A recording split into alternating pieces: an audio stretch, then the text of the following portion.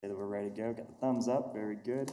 Welcome, everyone. We'll call this meeting to order. It is June 9th, Tuesday. So with that, I'd like to welcome to the front. It's been a while since we had someone here. Pastor Workington, and we will stand for the invocation and a pledge of allegiance if you are willing and able. Yes, sir. Am I standing in the right place? Perfect. Okay. Let's pray.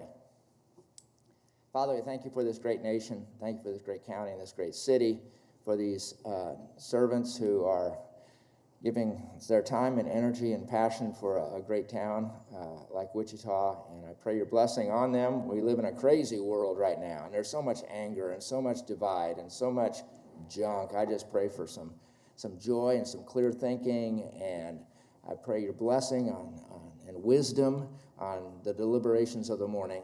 We are grateful. We always want to be grateful. Thank you again for this great town and our great nation. In Jesus' name, amen. I pledge allegiance to the flag of the United States of America and to the republic for which it stands, one nation, under God, indivisible, with liberty and justice for all.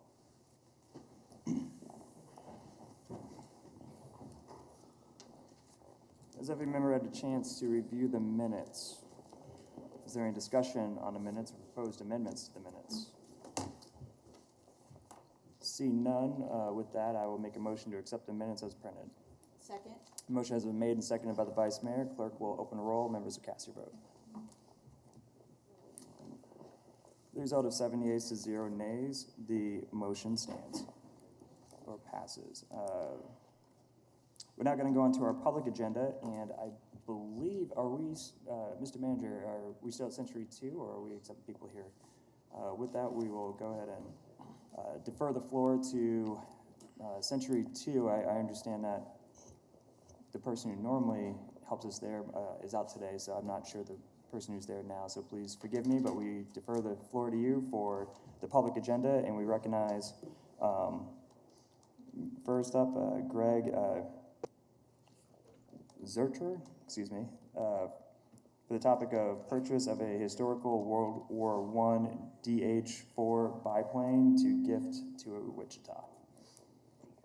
Can I sit it on here? Yeah. Okay. Welcome. Good morning. Morning. City leaders and citizens of Wichita. Wichita has an opportunity that few cities will ever have, one that fits perfectly with our city's self-image and aviation heritage. The world's only original DH-4 World War I aircraft is available to purchase. It is identical to the same make, model, and markings in which Wichita native Irwin Bleckley flew on his last flight. The only airports in the United States that currently have an aircraft displayed to honor a local Medal of Honor aviator are in Chicago for Eddie Butch O'Hare and at Phoenix for Frank Luke. Wichita is the only remaining American city with a chance to do likewise. An unplanned event recently occurred which changed the entire mission for this historic aircraft. The goal was to fly this living memorial for those brave pilots from World War I.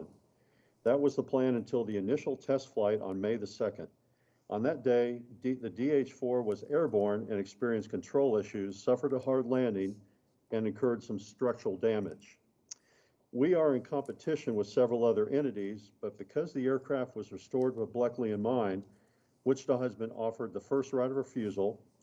The owner has given us 30 days to raise $250,000 to buy the aircraft. We are here to request formal city approval and endorsement for the private acquisition for this one-of-a-kind aircraft to be displayed inside our airport as part of a memorial to Bleckley. The centerpiece of the Bleckley Airport Memorial will be this DH-4.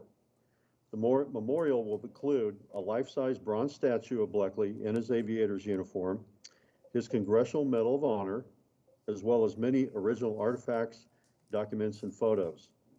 This will include the original signed letter of condolence from General John J. Pershing to Bleckley's parents, and an original program from his Medal of Honor presentation at the old Wichita Forum on March 23rd, 1923. Just how historic is this aircraft? The FAA considered the airplane to be the only original American built airworthy military DH-4 left in the world. It has its original Liberty engine, including the original controls and instruments. The military markings include Bleckley's 50th Aero Squadron insignia, his number 6 tail number, and even the manufactured 1918 data plate with Bleckley's aircraft serial number, which is 32517. This is the only aircraft identical to the one in which 2 Congressional Medal of Honor awards were earned at the same time. Bleckley is legendary because he volunteered for a second, much riskier mission that fatal day in a borrowed DH-4 because his assigned aircraft was grounded due to receiving too many enemy hits. All squadron mission sorties that day were terrifying ordeals, as each one received significant enemy fire. In his search for the lost battalion, Bleckley thought he caught a glimpse of the unit during his first sortie, which led him to volunteer to return in the late afternoon. That mission was to locate, map, and resupply the lost battalion. His strategy? Fly lower and slower to purposely attract enemy fire to pinpoint the besieged American unit's position. His Medal of Honor is very rare in that it was earned not just in the heat of the moment, but with deliberation and premeditation. Bleckley knew he wasn't coming back, so he wrote out his will before takeoff. When warned by Squadron Commander Captain Daniel Morris of the great danger facing him, Bleckley replied, quote, "We'll make the delivery or die in the attempt," unquote. William Ettinger, an American ambulance driver and an eyewitness to Bleckley's last flight, said, quote, "I consider it the greatest act of bravery that I've ever seen," unquote. During the June 1st teleconference with the Wichita Airport Advisory Board, our request for approval and endorsement passed unanimously on a 7-0 vote. Dr. Tom Rosenberg, the immediate past chairman, gave us his endorsement and on his own initiative, a $1,000 pledge, which we board members will match. 246 more donors like Dr. Rosenberg, and Wichita will have this historic piece of its history. Now we stand before you with the same request. Our intention is to honor Bleckley and enhance Wichita's identity and reputation as the air capital of the world. Wichita can elevate itself in the eyes of its citizens and visitors by completing this unfinished business. Why not present Bleckley's aircraft and memorial at the most fitting venue? How can the air capital not honor its greatest aviation hero at its airport? The more people get to know Bleckley, the more admiration they have for the character, qualities, and virtues he exemplified. Would it not make sense to share that with the world? And by doing so, Wichita conveys its pride to everyone passing through our airport. We know how important this is to Wichita. Few things communicate pride in our city and state like the proper honoring of our heroes. We have honored the greatest military figure and statesman our state has ever produced by naming our airport for Dwight Eisenhower. How fitting would it be to honor one of the greatest examples of courage Wichita has ever produced with the proper display at the same location? We've got everything in place to start the fundraising. With your approval, my team and others are ready to go to work. Thank you for your time. I'll be happy to answer any questions. Questions with the council? Well done, thank you.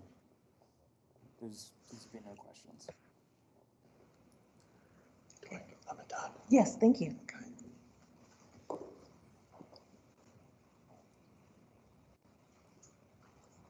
All right. Next up is Miss Lisa Finch. Topic is Gordon Ramsay. And hi, Naomi. I didn't know that was you. Hey.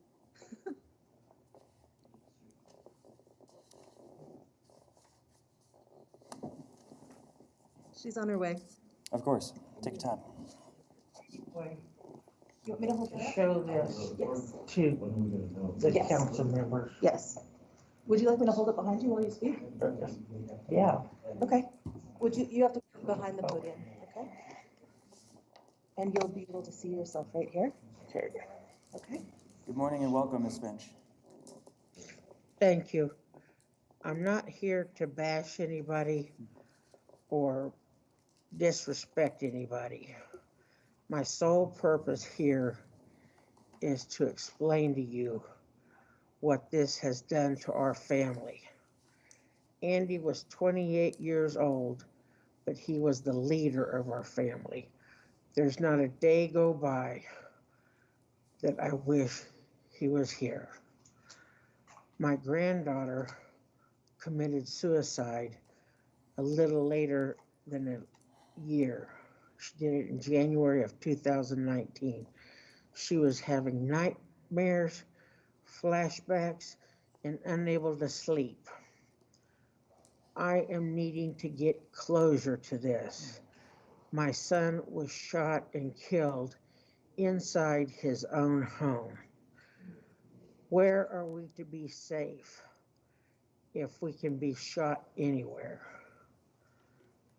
There's not enough words inside me to explain the difference our lives have been since Andy was shot and killed.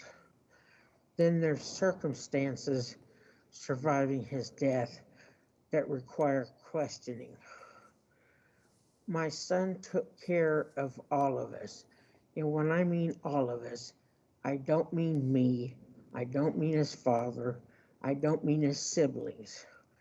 That list also includes cousins, aunts, anybody that he considered family. He would do what it takes to take care of them. I have a tendency to cry. I'm trying not to now. But my son was our life. I ask each and everybody within earshot of this, immerse your whole being and think about, what if this were your child? What if this were your grandchild? What would you do? How would you expect things to go on? I would really appreciate an answer to that, because I find it a struggle more and more. And that's what I'm going to say. But please bring justice for my son and granddaughter. Thank you. Thank you, Ms. Finch.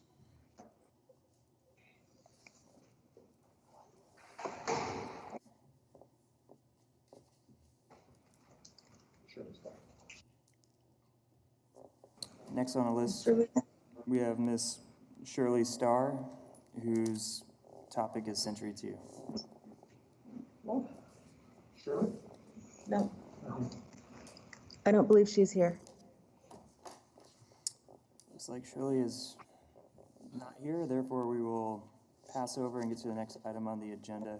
We thank everyone who participated in the public agenda, and we are happy that the public agenda is going and back up. With that, let's go ahead and, Madam Clerk, I don't mean to do your job. Go ahead.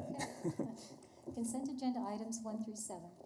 Has every member had a chance to review consent agenda items 1 through 7? And if so, are there any discussion? Someone just made a motion to adjourn. Can we not do that? Did that just pop up?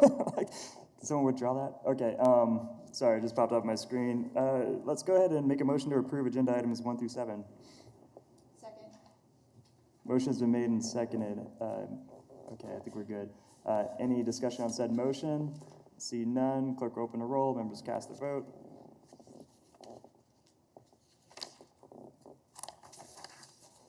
All right, so with 7 yeas to 0 nays, the motion does pass. Madam Clerk. Report of Board of Bids and Contracts dated June 8th, 2020.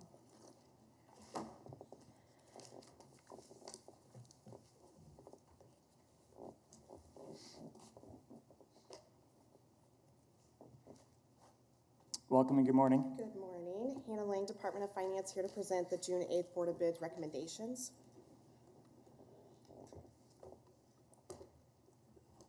First engineering bid we have is O.J. Watson Park Event Center.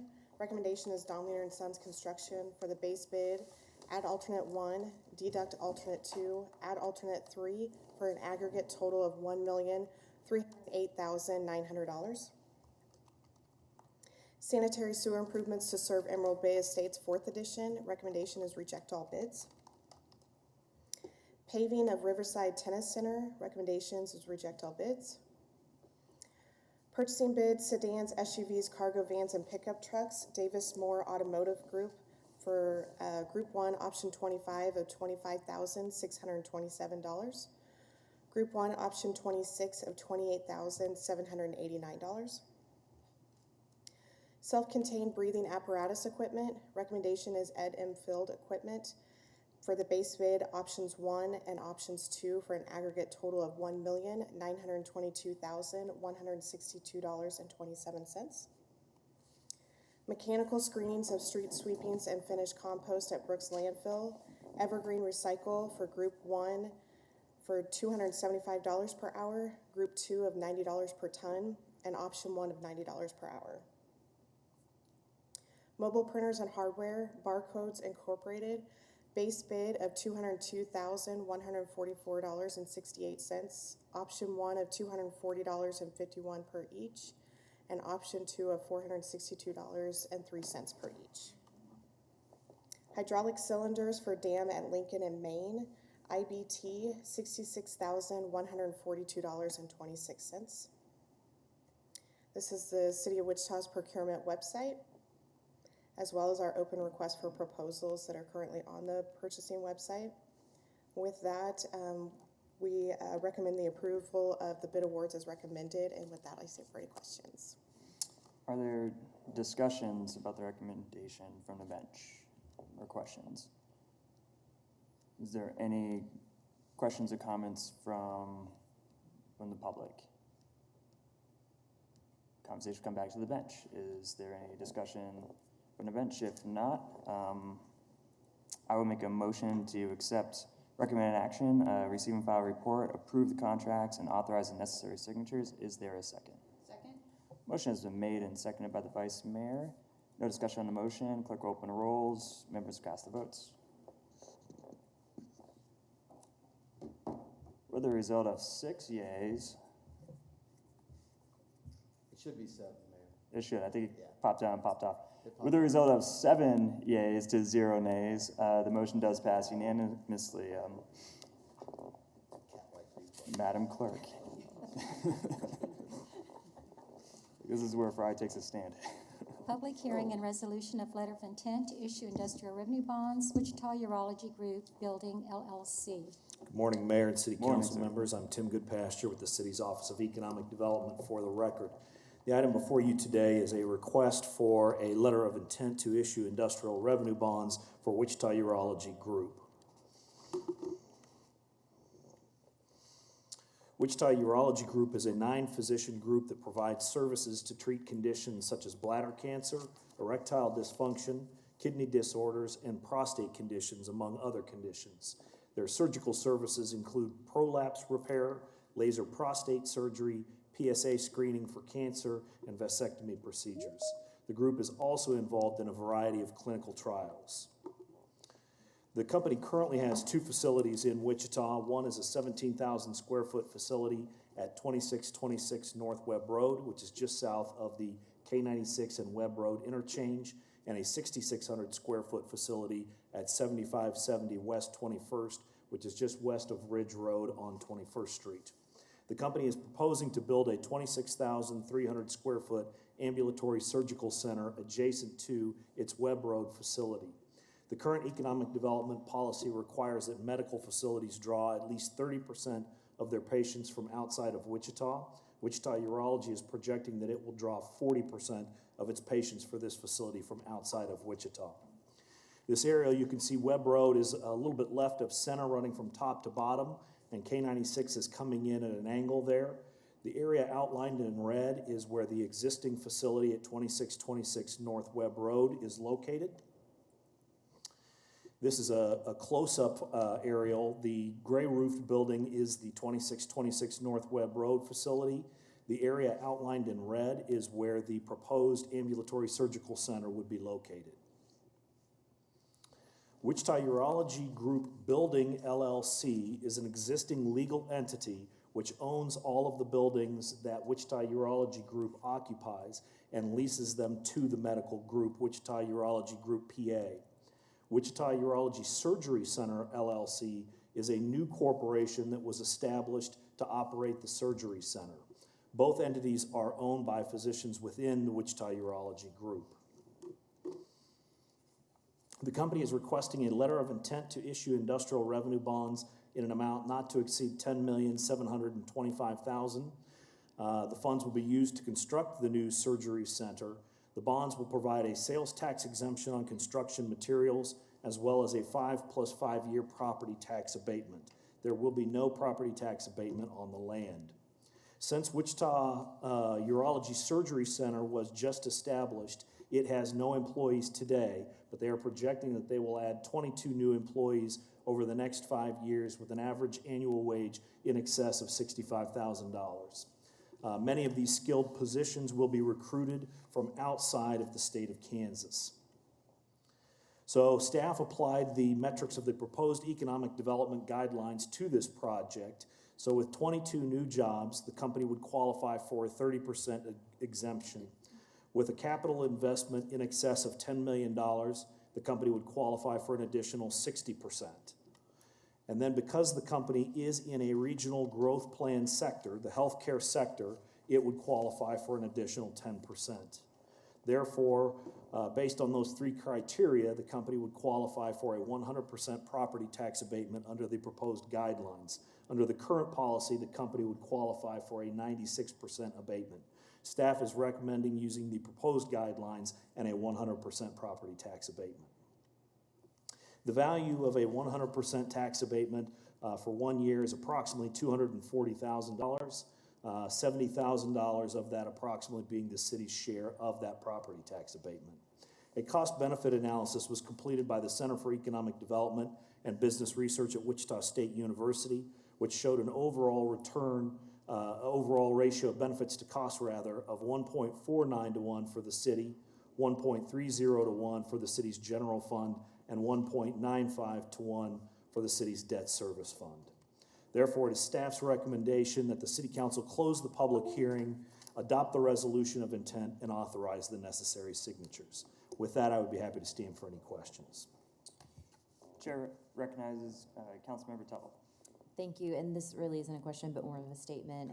Assistant City Manager Scott Rigby and I had the opportunity to go and meet with the Wichita Urology Group and had just a great discussion, and it was fascinating to learn more about their business and who they serve in the community, and they really are an asset not only to Wichita, but to most of Kansas and also some into Oklahoma. So I just want to thank the Wichita Urology Group and then also the newly formed Wichita Urology Surgical Center, LLC, for investing in our community. One of the most exciting things, too, is that the staff that they're bringing in, highly skilled and qualified medical professionals, many of them will come from outside of the state of Kansas. So when we're all talking about attracting and retaining talent, this is another way that we can do that. So just want to applaud them for their efforts and glad that they're coming not only to Wichita, but District 2. Other discussion or questions of the presentation, the item, any public discussion? Seeing none. Sorry, Blue Bog's hand moved pretty quick. That was tagging in. Seeing none, with that, the chair recognizes Councilmember Tuttle for a motion as this resides in her district. Thank you. I would enthusiastically recommend that the City Council close the public hearing, adopt the resolution, and authorize the necessary signatures. I'll second the motion. With that, if there's no discussion on the motion, clerk will open the roll, members cast their ballot. Vote. With a result of 7 yeas to 0 nays, the motion does pass. Madam Clerk. Tobacco retailer ordinance revision.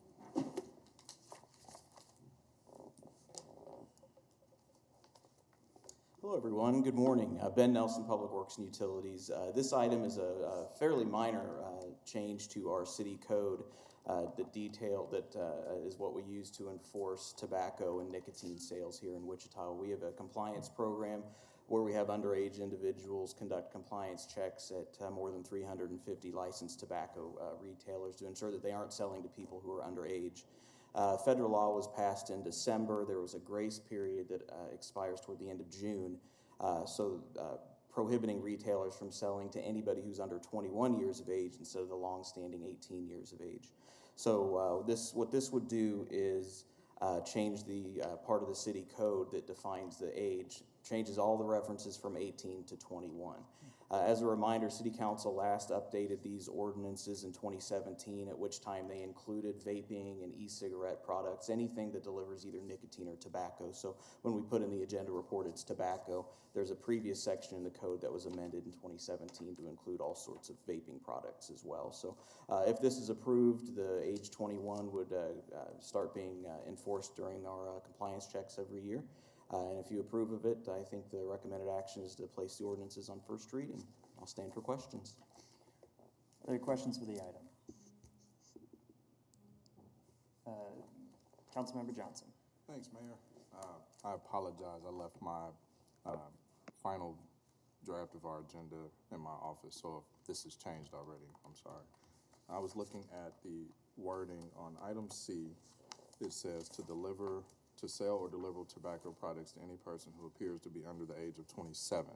Mm-hmm. Is it supposed to be 27 or is it supposed to be 21? That's supposed to be 27. So there's two things. There's the requirement that retailers check the ID, the state ID of anybody who looks like they're under 27, but the prohibition is sales against anybody who's under 21. So there's actually two things. Federal law changed only the 18, the minimum age, not the age at which they should be checking the ID for people. Okay, thank you. You're welcome. You still look under 27.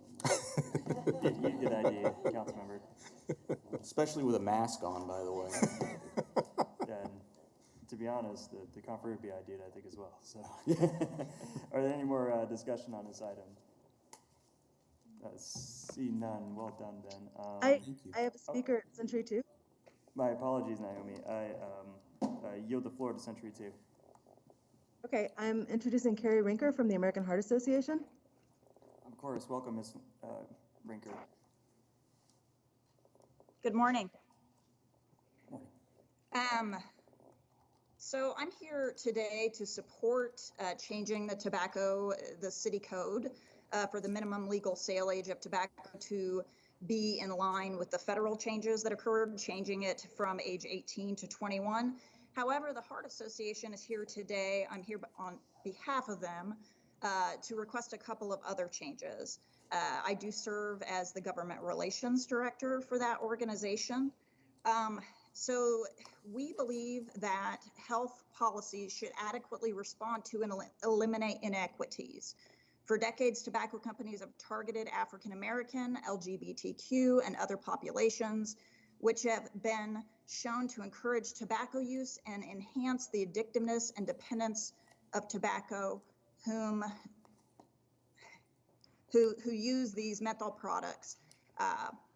African American smokers, 85% use these menthol products, and Latinos, 45% who use menthol products. And a positive step toward addressing these inequities is the elimination of youth penalties for purchase, use, and possession, also known as PUP. So primary enforcement should focus on retailer compliance with not selling to minors rather than on illegal purchases and youth possession. Research has shown that there is differential enforcement of tobacco purchasing and possession laws. Black and Hispanic youth have a higher probability of being cited than their white peers. So that is why one request that the American Heart Association has today is that you consider the removal of the current youth penalty for purchase, use, and possession of tobacco products by underage youth. Currently, the structure for penalty for possession is actually for sales rather, is that you are fined, the person that purchases these tobacco products that is underage is fined $55 for the first offense, $100 for the second offense, and $150 for third or subsequent offense.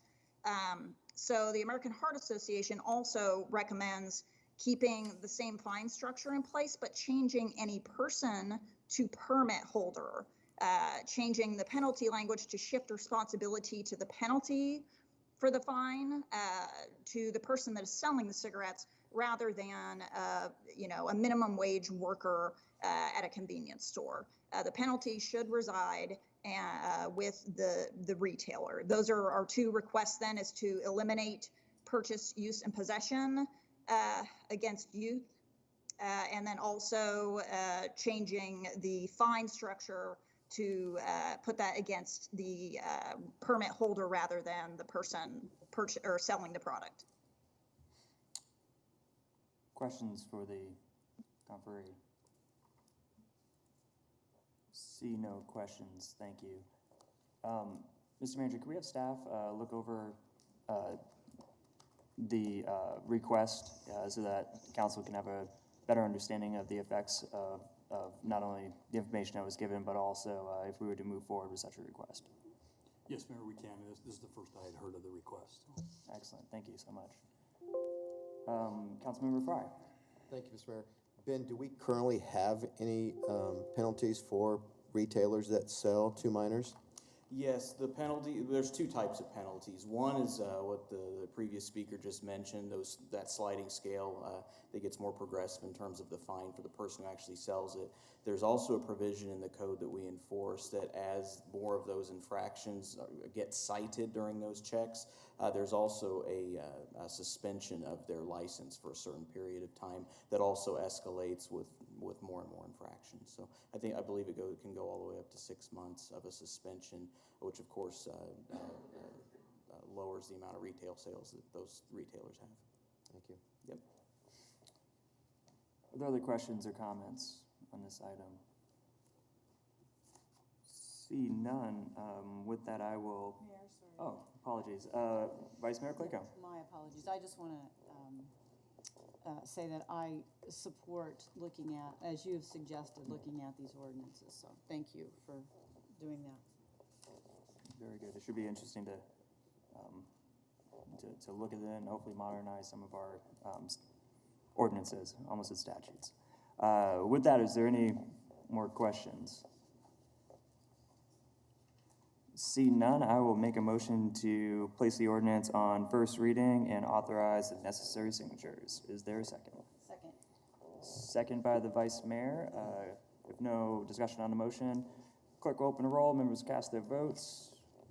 Once we hit 7 yeas to 0 nays, the motion passes unanimously. Thank you, Ben. Thank you all. Thanks, Ben. Madam Clerk. Innovations in Community-Based Crime Reduction Grant Application, Project Hope.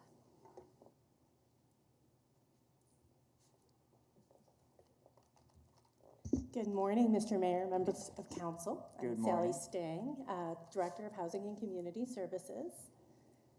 The item I have for you today is a community-based crime reduction grant from the Department of Justice. Let's see if we can.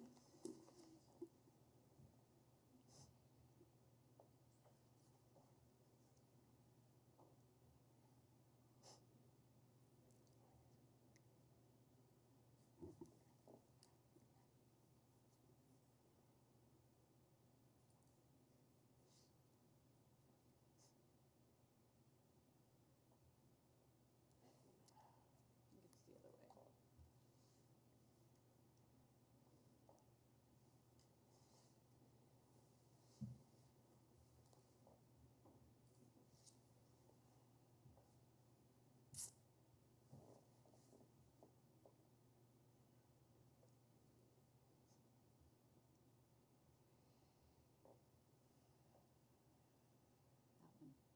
There we go. Thank you. Okay.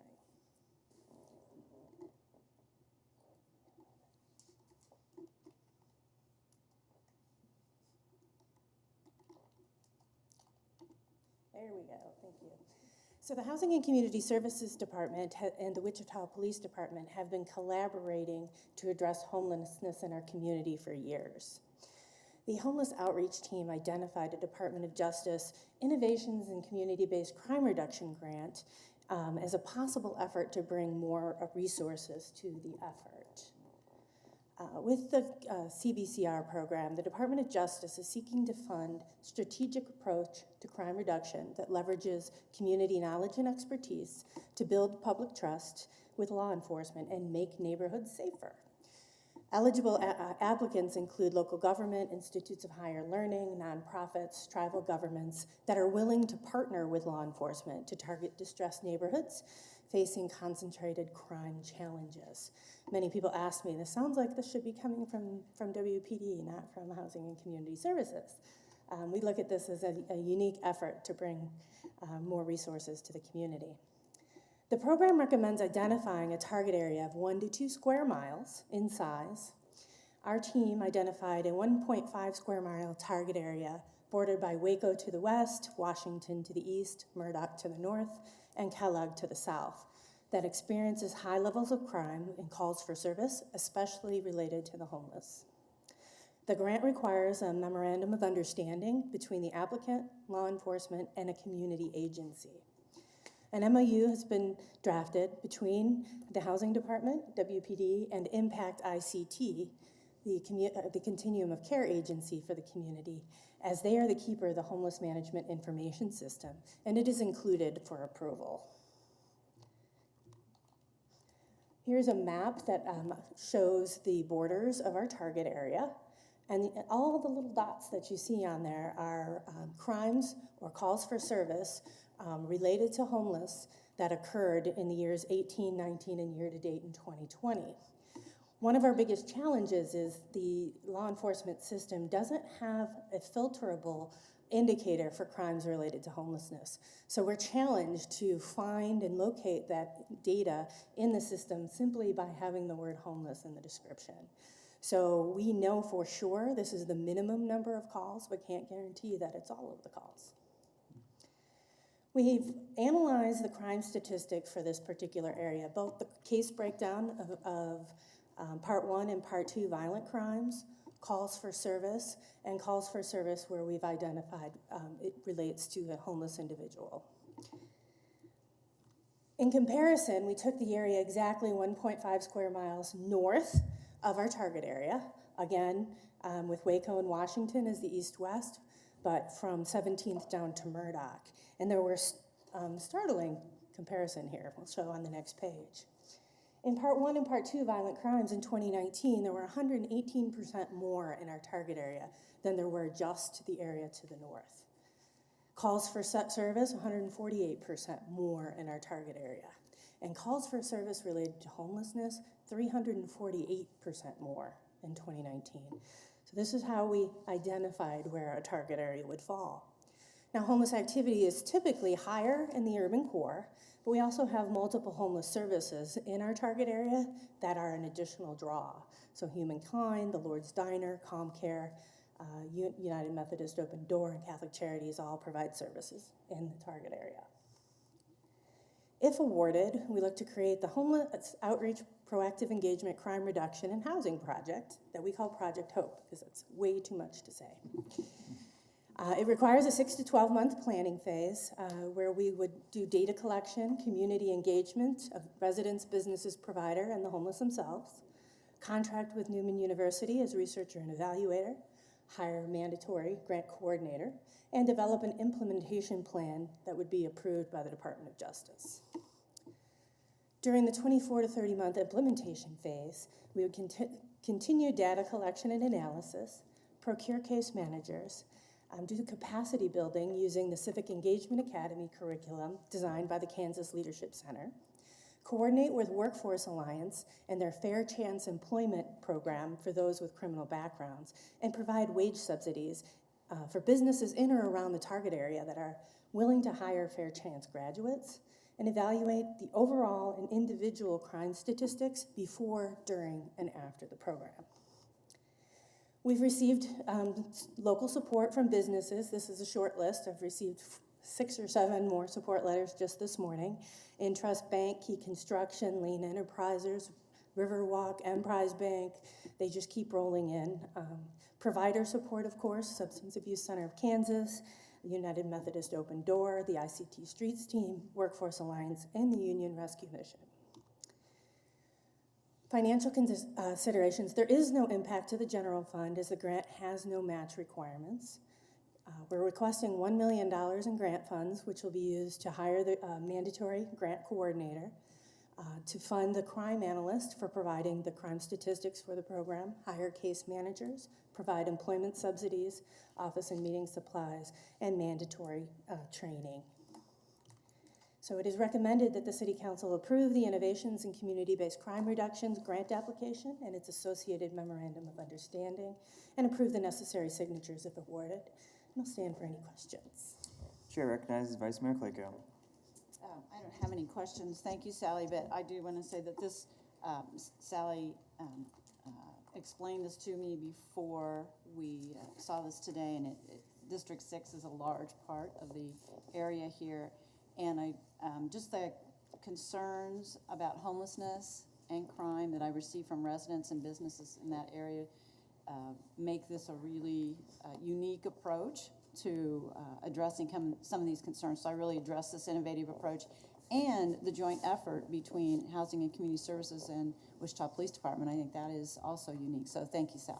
Thank you. Other questions or comments? See none. Given the fact that this target area does overlap District 6 quite a bit, the chair will recognize the Vice Mayor for a motion. Thank you, Mayor. I move that the City Council approve the Innovations in Community-Based Crime Reduction Grant application and its associated memorandum of understanding, and approve the necessary signatures if awarded. And I will second. Is there any discussion on said motion? If there's no discussion, the clerk will open a roll. Member will cast their votes. Members. With a result of 7 yeas to 0 nays, the motion passes unanimously. Madam Clerk. Amending the COVID-19 response measures project bonding resolution. Good morning and welcome. Good morning, Mayor and members of the City Council. Sean Henning, Director of Finance. The item before you this morning is a bonding resolution to amend the project budget for the COVID-19 project. The city has implemented or has been impacted, by its operations and increased expenditures as a result of its response to COVID-19. Much of that started in late March and continues today. On April 7th of 2020, the City Council approved an initial project with a budget of $1 million to account and segregate for those costs.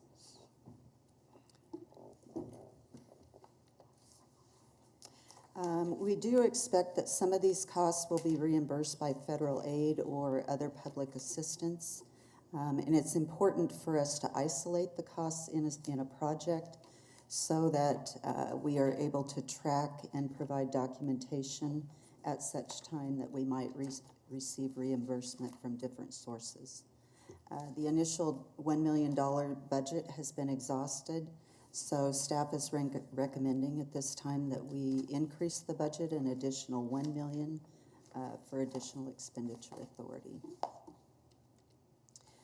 Just to give you a little bit of context, this chart shows the different types of expenditures that have been incurred so far. Approximately 81% of what's been spent or incurred includes salaries and benefits. The other 19% consists of contractuals, commodities, and capital outlay.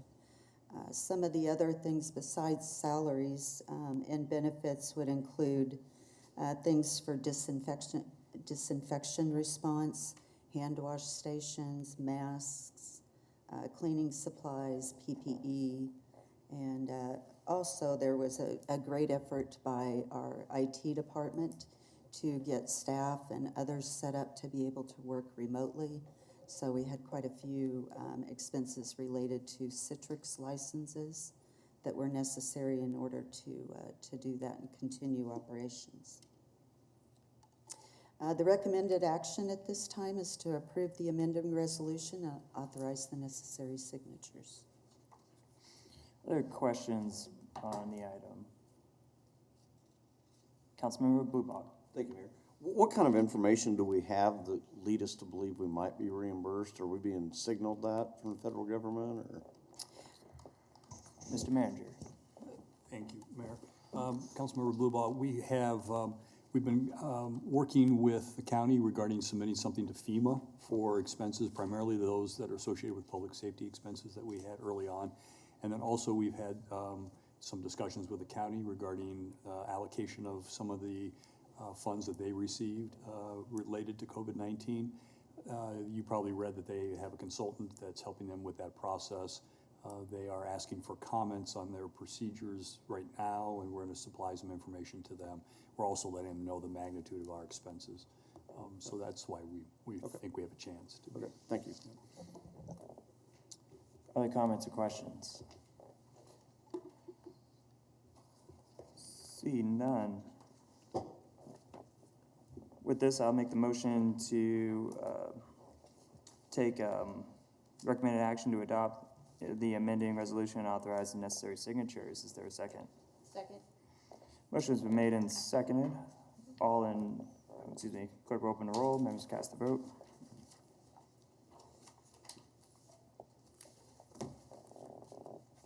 With a result of 7 yeas to 0 nays, the motion does pass. Madam Clerk. Sale of city-owned property east of 740 West 2nd Street. Good morning. Mayor and City Council, I'm John Philbrick, Real Estate Administrator for the city.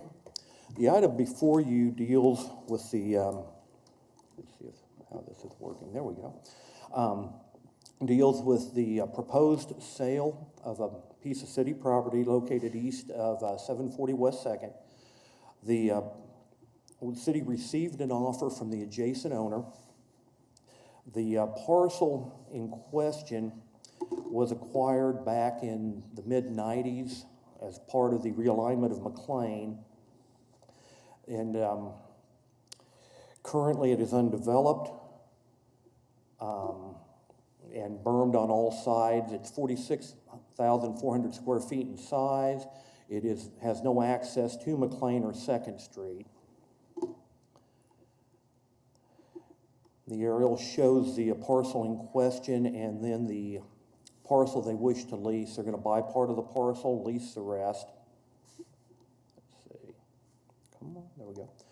The developer has offered $101,500 for 24,450 square feet of the site. This offer was based on a third-party appraisal.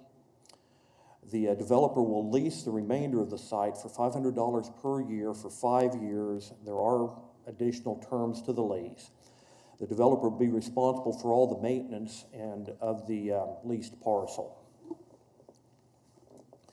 The developer is in negotiations with a user for their building at 740 West 2nd.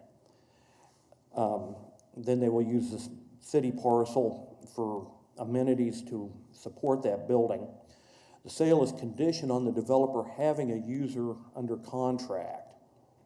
So it's not a speculative sale. They will have to provide a lease or sale agreement before this transaction to move forward. This site is located in an urban renewal district, so we will need to publish a notice seeking other offers. Financial considerations, we will receive the cash consideration for the sale. It will also put the parcel back on the tax rolls, and we will no longer have to deal with maintenance, lawn mowing, and so on of the site. It's recommended that the City Council approve the agreement and lease, authorize the publication of the urban renewal notice, and authorize necessary signatures. With that, I'll stand for questions. Is there questions on the item? See none. If no questions, the chair recognizes the vice mayor as this falls into District 6. Thank you, Mayor. I just want to say I think this is a nice way to begin to see some fill in that kind of extends Delano and starts that connection with downtown and Old Town and puts a piece of property back on the tax rolls. So with that, I move that City Council approve the real estate purchase agreement and lease, authorize publication of required urban renewal notice, and authorize the necessary signatures upon the end of the notice period. I will second the motion. Motion has been made and seconded. If there's no discussion on said motion, clerk will open a roll. Members will cast the vote. Result of seven yeas to 0 nays, the motion does pass. Madam Clerk. Councilmember comments and appointments. Comments and appointments. Floor is open. Councilmember Bluebog. Thank you very much, Mayor.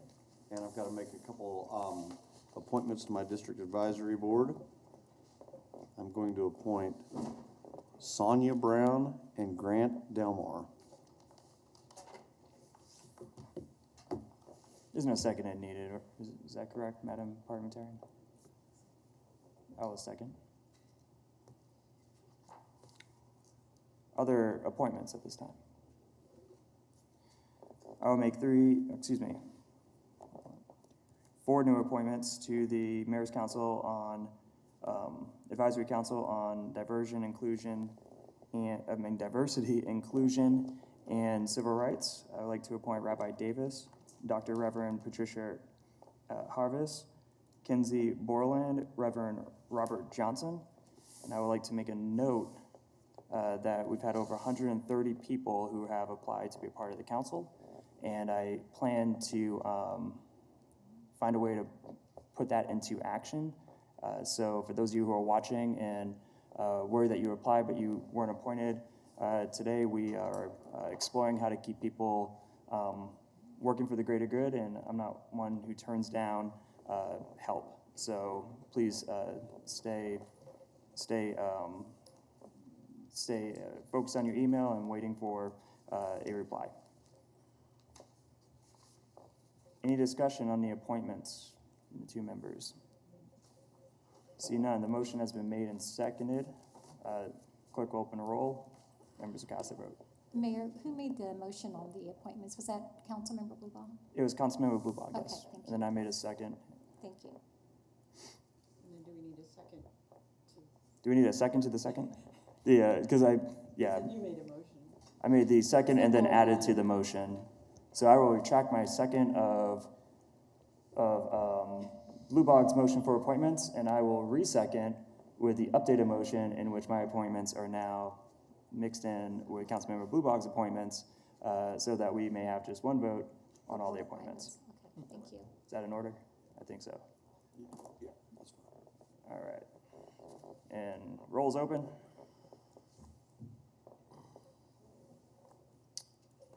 With a result of 7 yeas to 0 nays, the motion does pass. Are more comments or board appointments? See none. What we're going to do before we adjourn is we're going to recess into workshop, and then we will go into, for those watching at home, we will go into a 15-minute executive session afterwards. So after the recess, I'll motion or make the motion for executive session, and then we will adjourn after that, just for clarification. And just looking over to legal, is that the prescribed order? That's correct. Perfect. We'll have the workshop. So we are now in recess. With that, the chair recognizes the city manager for a discussion on fireworks. Thank you, Mayor. Well, we wouldn't be the summer if we weren't talking about 4th of July and fireworks. Chief Snow is going to give you an update on the work that was done after the 2019 fireworks season, tell you a little bit of what happened during the 4th of July, and some recommendations for some small changes in the way that we move forward in 2020. So with that, I'll turn it over to the chief.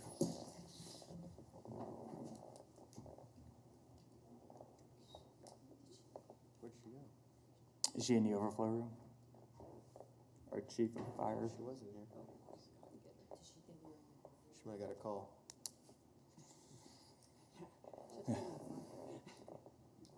We're gonna need the manager to play backup if needed on this.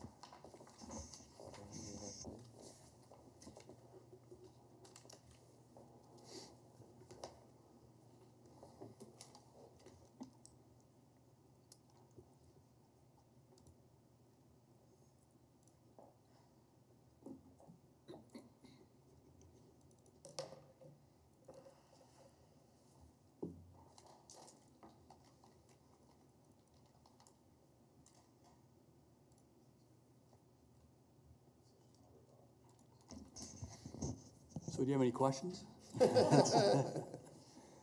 Can we have a live demonstration? We did have a vendor reach out to us. You could do a virtual fireworks display on your phone if you download their software. And it basically shows the horizon that you're looking at and fireworks. Thought maybe that would be a good alternative for you, safer. Wow. Welcome. Sorry for the delay. We're glad you're here. We were afraid that you were on a call. What we're doing here today is just a review fireworks from 2019 and sort of look for an endorsement on moving forward for 2020. As a recap, in 2019, as you can see, we had about 18 calls related to fireworks, which gave us about $64,000 in loss. Out of those incidents, only 3 were structure fires. 2 of them were non-structure, and then we had miscellaneous calls like smoke. Sorry. We did have 51 injuries, which is typical. It's what we've had over the past few years. About 1,100 calls to 911 to the non-emergency line for complaints during the time period that they were open. And we wrote 59 citations for the illegal use of fireworks. This is just a chart that sort of breaks down, not just for 2019, but also going back to 2015 to show how the numbers sort of play out throughout the last 5 years.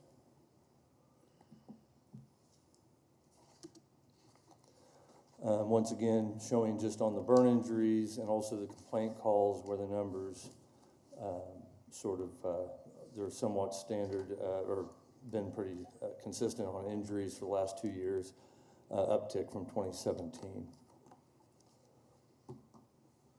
There are a lot of changes when it comes to the complaint calls. 911 has done a great job of manipulating the way they take care of their work, and the numbers have changed throughout the years because of that. And also you can tell that in the uptick from in 2018, when we made that change to the ordinance and we really started focusing on the complaint line, that those numbers came up significantly. And then also in 2019, we did have a reduction, but also they were able to finally separate calls in Sedgwick County from calls in the city of Wichita, which helped us track the data a little bit better. But typically they only had about 100 calls in the county compared to the ones inside the city. I also point out those are not unique calls. So if one person calls 20 times, it's that's all in there. It's not unique to each person. So as you guys are all aware, last year, as we did the enforcement with Wichita Police Department, we had teams out on July 3rd and July 4th. We did change it up from the first year of enforcement. We went from having 22 teams to 7 teams. What we did was we tried to be a little bit more data focused on the hot spots that we had identified from the complaint calls from 2018. And in those teams also, we had 2 officers and 1 firefighter. The 2 officers because of officer safety issues. In 2018, we had significant issues. We even had a couple assaults. And so we did make that change. We wrote 59 citations, but also on top of that, we had the teams checked out almost 80 complaints and had almost 160 times where they self-initiated contact with citizens. So we had some better customer service, but also many less citations from the previous year. Once again, you can see that as we added the enforcement part of the ordinance in 2018, how that changed on the citation history. And this is just the heat map from the 2018 complaint calls. And this is the data that we used in 2019 to try to isolate or figure out where to put our teams, our 7 teams throughout the city to initiate the enforcement. And this graphic just showing where the citations were issued in 2018. 2019, Once again, technology improving a little bit. We actually have the heat map on top with the citations issued as well. And you can see in the different areas where our complaints and our citations, we did try to focus that as much as we could in several of these areas.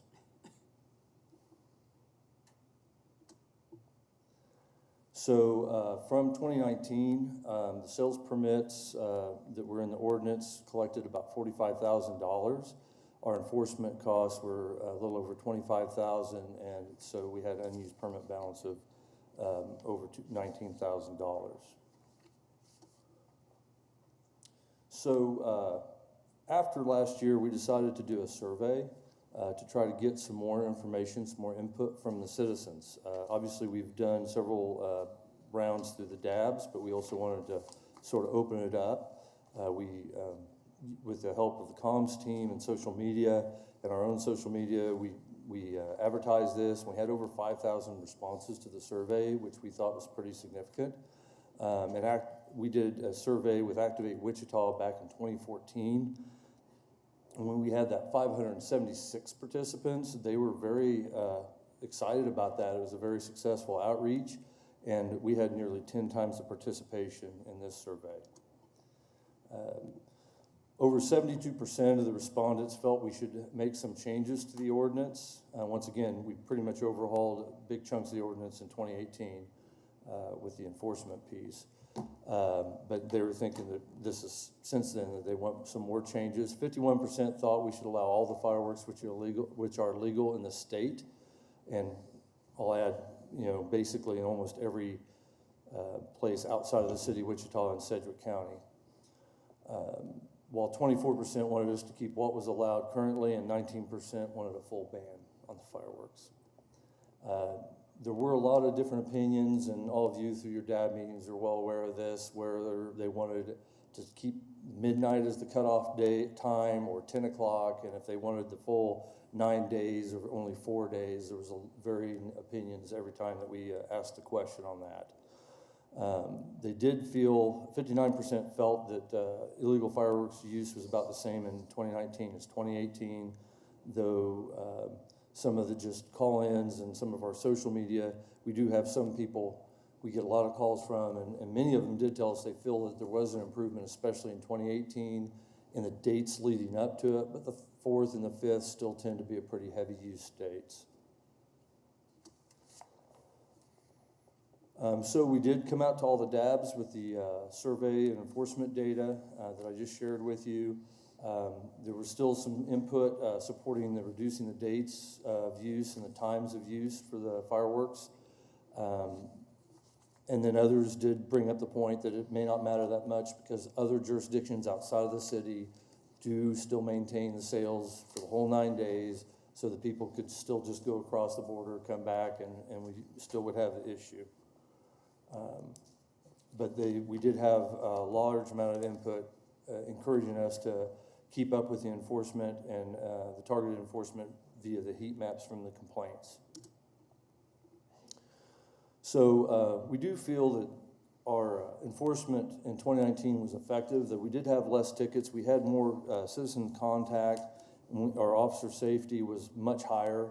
We didn't have any of the concerns that we had in 2018. What we have talked with WPD and within our staff is to do more about focusing on the hot spots with less complaint call responses. But to sort of address that, we're going to add probably another 2 teams and have them focus just on the complaints. So they can be more of a response team to where if 911's gotten several calls from one area, they can go to that area specifically so we're not pulling a team away from their hot spot. Because we did have several times where I was talking to the law enforcement team and they actually drove almost 20 minutes from their area because there was a complaint in another area. And by the time they got there, there was nothing to enforce, but they were trying to be responsive to that complaint. So we're going to try to address that in that way. Also, with all the different concerns that have been going on locally and nationally, we also plan to be very flexible concerning on how we're going to do this, depending on if there's any changes in the environment as we're moving forward. So with that, I stand for any questions, and we would also just look for the endorsement of the council to move forward with this established procedure for this year. Are there any questions or discussion? Councilmember Johnson. Thanks, Mayor. I would kind of like to see what it would look like if enforcement on the 4th was focused more after 10 p.m. or 11 p.m. Just a thought on that day, and the data that we have kind of shows a lot of what I've been hearing about folks really wanting to just have fun on the 4th, enjoy all fireworks, and I know we're not talking about that today, but I would also support that just for the 4th of July, keeping enforcement focused beforehand to keep the city quiet and deal with that. And then as celebrations get too late and folks are trying to go to sleep for the 5th, if enforcement was focused more at that point, I think that would do some good as well.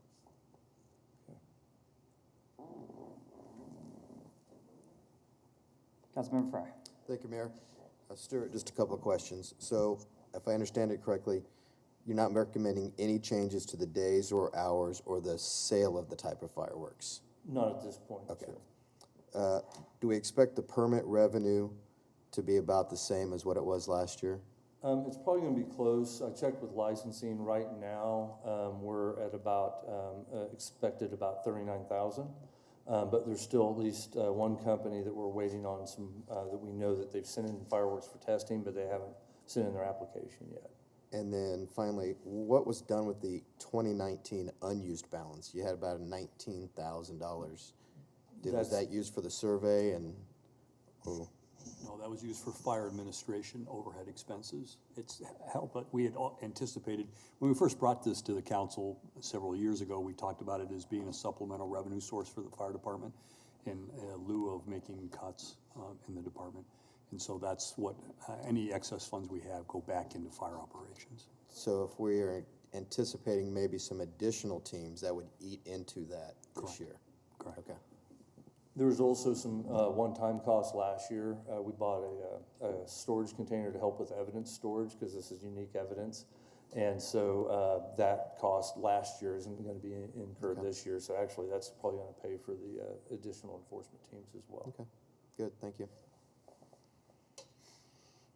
Yes, Vice Mayor. And just for those of you who are wondering, we normally have a name list here, so I keep looking here, but I gotta, that's the delay, so go ahead. Thank you. Thanks for the presentation. So I want to follow up on what Councilmember Frye asked about. So we're recommending adding 2 teams, right, this year, and that will eat into the additional funds. I guess I'd like to see all those funds used on things related to enforcement rather than, I mean, that's the reason, one of the reasons we have this is so that we can enforce this. And I still get, as I would guess all of us, get lots of complaints around the 4th of July in this time. Yes. Under normal circumstances, I would probably be a tad more receptive to that, but facing the budget deficit that we are right now, every dollar of revenue is important to us. And yeah, so, that is true. As it is, we're gonna have less revenue because we are enhancing the enforcement. Right. And I think it's warranted in that regard. But if we're gonna talk about program enhancements or changes, I would rather do that after we've wrestled with our budget deficit. Okay, but I do, I support adding the 2 teams.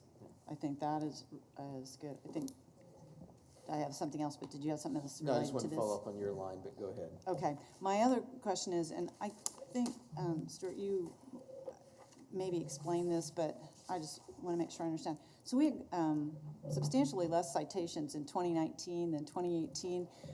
What do you think that's attributable to? For the most part, I think the officers spent much more time conversing with the citizens and responding to the complaints as more than just going to where the boom was and writing a citation. And also because of the travel time, because they were moving from, let's say, Pawnee and Glen all the way up to Maple and Mays to follow up on a complaint. And that's a lot of time. In my time as an investigator, when I wrote tickets, I basically parked my vehicle and walked from house to house to house until my hands were too full writing citations. And so that's a little bit different now, and the environment's completely different, especially with what we experienced in 2018. So, and I'm not necessarily saying we should write more citations, but I think the addition of 2 teams should help us, even if it's just with more education of the community in terms of what's allowed and what's not allowed. Yes, and also I'll point out that, this is in the second year of this. For many, many years, it was more educate than enforce with citations. And talking with the executive staff, the command staff from PD, they've also, this is a learning curve for everybody. And last year, they assigned a sergeant to help run the officer teams, and that improved it so much. It was so much better. And they learned from that as well. And talking with Deputy Chief Hatter this week, there's actually going to be some other improvements that are going to be placed from them internally that I think is going to help in that. And like I said, I don't like to measure it by citations, but I also want to measure it from our citizens being happy with the response that we're giving them, and we're being responsive to that, their needs. Thanks. And then I have a couple of questions from the Wichita for a Safe Fourth, and some of these we've answered about the enforcement plan. They were asking about if we're going to take any additional steps to ensure safety around the tents this year, just with kind of the, the environment that we're in. Have we thought about that at all? Not necessarily. We do inspections of every tent, obviously, and we do revisits. The 360 site safety is always something that we're concerned about. I wonder more about that for the wholesalers, that I'm sure that they're taking that into account as well. But I'll make a note for us because we do talk to the wholesalers as we move forward. Okay. And then the last question is, do we know when the non-emergency line will be up and running? Typically, they have that between the 1st and the 6th, as I recall, but we have not gotten that notification from Citrus County 911 yet. Thank you. Further discussion? Well, Councilmember Frye. thank you. I think I just want to follow up on Vice Mayor Claycomb's comments with Manager Layton. I'm not aware of any community fireworks shows that are going to be done this year. And so without that opportunity for entertainment, I'm worried that we'll have more people bringing illegal fireworks into the city and shooting off more than we've had in the past. So I think that demands the additional, maybe more than 2 teams. Hopefully you've considered that as part of your planning. Yes, part of the issue that we faced in 2018 was actually trying to staff as many teams and then also keeping the officer safety, because this is an overtime opportunity basically, and it's something that I don't order people to do. And so we were able to fill the teams completely last year, but in 2018 it was a serious struggle to get the people and to have them identified in advance so they had any kind of rudimentary training in the difference. So that's one of the other aspects that come in to make sure we have not just enough teams, but the right teams. Mm-hmm. But you're feeling comfortable that only 2 teams are going to be enough to help offset the possibility of more celebration than previous years? I think that if our 7 teams are able to stay in their hot spots, that's going to help a lot. And that's my hope, is that then those 2 teams can do the complaints. I also have a couple, my evidence teams, and my 2 evidence teams, they're not included in this. I also rely on them to be sort of my troubleshooters, and that's what we're hoping to do as well, is to have them more focused on the complaint areas when they're not collecting evidence from the teams. Okay.